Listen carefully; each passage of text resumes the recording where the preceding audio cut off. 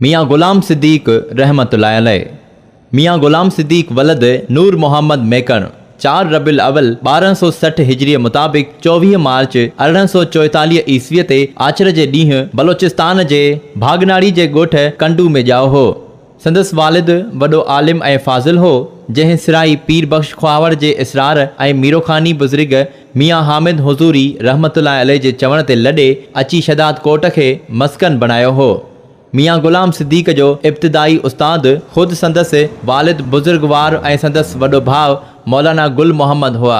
रूहानी रहबर मौलाना गुलाम हैदर कटबारी कादरी रहमतुल्लाह अलैह खे वरताऊं, जितां खेसि 14 सालनि जी उमिरि में ख़िलाफ़त मिली। संदसि तरीक़त जो सिलसिलो कादरी हो। संदसि दरसो तदरीस खां घणा फैज़याब थिया। उन्हनि मां अलामा हसनुल्लाह सिद्दीकी पाटाई रहमतुल्लाह अलैह, मौलाना अताउल्लाह फ़ैरोज़ शाही ऐं गुलाम अहमद महेसर जा नाला सरे फ़हरिस्त आहिनि। संदसि ख़ासि ख़लीफ़नि में मौलाना गुलाम मोहम्मद कमाल दिराई, मियाँ अली शेर चांडियो ऐं मियाँ उमरदीन चनो जा नाला वरता वञनि था। मियाँ गुलाम सिद्दीक साहब नरम तबियत जो मालिक हो। संदसि तबियत ऐं मिज़ाज में सादगीअ जो अंसर ग़ालिब हो। हू निहायत ख़ुशि तबे ऐं शीरी ज़बान हो।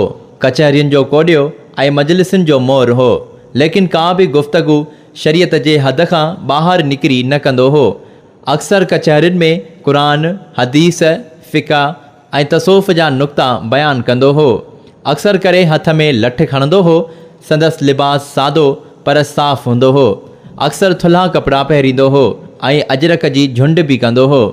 संदसि कपिड़ा अक्सर करे सफ़ेद रंग जा हूंदा हुआ। पटको कंहिं हद ताईं वॾो पाईंदो हो।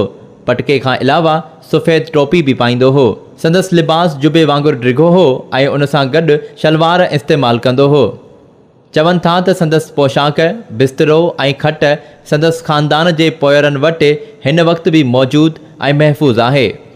मियाँ साहब 2 शादियूं कयूं हुयूं।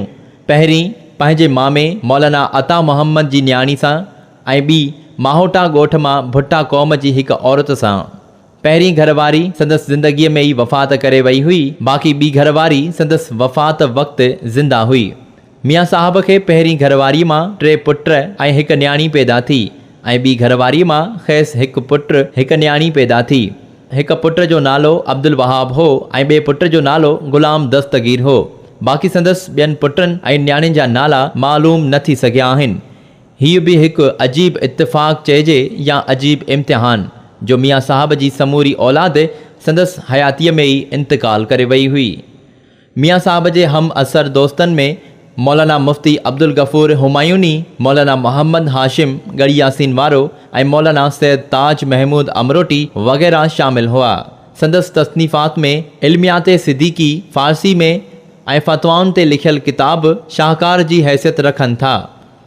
मियाँ गुलाम सिद्दीक रहमतुल्लाह अलैह अरबी ऐं फ़ारसीअ सां गॾु सिंधी ज़बान ते बि उबूर रखंदो हो। सिंधी शाइरीअ में संदसि काफ़ी नातिया कलाम चयल हो, जेको संदसि पोयरनि खां महफ़ूज़ थी न सघियो। मियाँ गुलाम सिद्दीक साहब बुनियादी तौर आलिम दीन ऐं मुदरिस हो। मियाँ साहब जे वालिद साहब शदात कोट में जंहिं मदरसे नूर मोहम्मदिया जो बुनियादु रखियो, उन जे मदरसे में अॻिते हली मियाँ गुलाम सिद्दीक रहमतुल्लाह अलैह लाजवाब मुदरिस साबित थियो। उन जे मदरसे में अटकल 300 तालिब ज़ेर तालीम हूंदा हुआ, जिन खे 6 उस्ताद पढ़ाईंदा हुआ। मदरसे जो समूरो ख़र्च सिराई पीर बख्श खान ख्वावर भरींदो हो, जंहिं काफ़ी ज़मीन मदरसे जे ख़र्चनि लाइ वक़्फ़ करे छॾी हुई। ख़ुदा जे हिन प्यारे बाने ऐं फ़याज़ जूं करामतूं बि आहिनि। ग़रीबनि जो वाहरू ऐं मिसकीननि जो मददगार हो। सादगी संदसि गुण हुई। दयारे हबीब जे रहवासियुनि जी वधि में वधि इज़त कंदो हो। चवण में अचे थो त अरबी ज़बान में बि संदसि शेर चयल हो, जेको अॼु बिल्कुलु नापेद आहे। तिब सां बि खेसि घणो लॻाउ हुयुसि। ही इल्म ऐं अमल जो रोशन ॾीओ अहले शदात कोट खे हिदायत जे नूर सां मुनवर करे 23 रबिउल अव्वल 1323 हिजरी मुताबिक़ 28 मई 1905 ईस्वीअ ते आचर जे ॾींहुं 63 सालनि जी उमिरि में वफ़ात करे वियो। संदसि क़बर मुबारक दरगाह शरीफ़ सिद्दीकिया शदात कोट में आहे।